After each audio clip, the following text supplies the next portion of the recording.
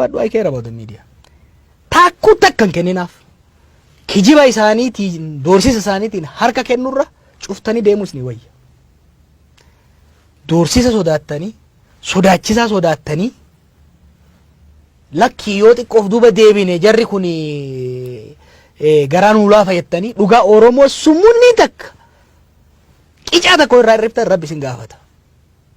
OMN akkamitti akka jaarre miskiina dubar qushaasha mana fincaanii faranjii haxaa'e birri nuu kennaa ture bar. Warri har'a OMN irratti jaba baasu kun gaafsa illee wayyaaneen ergameti saatalaayitii jaam godhaa ture. Gaafas illee. I know them. Waan isaan hojjetaa turan sirriitti waan hin beekuuf.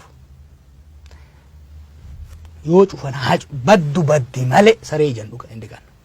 Ani wanni ani managementii OMN'if gorsu murtiin keessani garuu doorsisaaf jecha seera keessan bayina seera hordofa loojikii hordofa yaadatta waan biraanuu darbaa dur jechaa ture editorichiif gaafa ture dhugaa Oromoo karaa dhugaa qofaan dhugaa Oromoo waan takka irraa hir'isina kijiba ittiin dabalina soba ittiin dabalina samiin gasiitee dachiin ol siitus dhugaa Oromoo irraa hin jallatina. Hin jallatina. Maaliif gaafa dhugaa Oromoo irraa jallattan lama dhabdan. Hin dhiiftu jarri. Rakkoon isin irraa himiti uummata dhugaa Oromoo irraa. Dhugaa Oromoo haga awwaalanii dhugaa Anooleef Calanqoo hanga awwaalanii yakka Wallaggaa Gujitti hojjetan kan hanga awwaalanii gootummaa Minilik hanga samii baasanitti impaayera dullattii san haga ol deebisanitti isaan hin rafan. Sodaattanis laamshoftanis duuba deebitanis teessan saniin sanumaa jechuudha. Kana beekadhaati murannoon itti deema. Ummataafi wanni deemaa jiru fundamental. Gantummaa guddaatu ummata kana irratti hojjetamaa jira. Miidiyaa keessan bira dhaabadha. Miidiyaan cufamu haa cufamu malee ijoolleedhaan as laafaa gamana laafaa suuta deemaa jettanii onneen buusina. Haa hojjettu ijoolleen wannan ummataan jedhuun. Hamma danda'amanitti dhugaa Oromoo karaa dhugaatiin karaa seeraatiin sarara qabatanii sarara odoon jallatiin hojjechuu barbaachisa. Sanii mijaanii yoo dhufanii ka cufan taate haa cufan maal yeroo 29 cufamne 30 farratti biyya kana gallee bar. No big deal.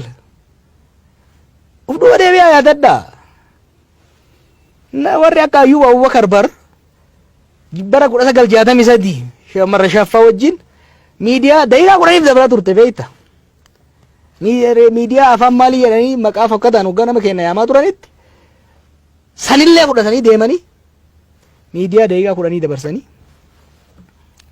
ajjeefaman akka ajjeefaman osoo beekan gaafa ajjeefamuu hedan san hin ajjeefamtaa qabamee gadhiifameeti beeki hin ajjeefamtaa jennaan hanga gaafa ajjeefamuu hojjetaa ture Ayyuub Abubakar isarraa dhaalleen dhugaa Oromoo yoo dhugaatti ummanni Oromoo garaa isin nyaate ummanni Oromoo dhugaa qabaa jettanii yoo amantan yoo namanni dhiisi ummanni Oromoo dhugaa qabaa qabsoo haqaat geggeessaa jira haqa isaattu jalaa jallatee yoo jettanii amantan hojii keessan itti fufa ummanni Oromoo dhugaan qabuu yoo jettan taate miidiyaa jaratti makama yoo kaanii kanatti gurguradhaa ijoollee jaratti malee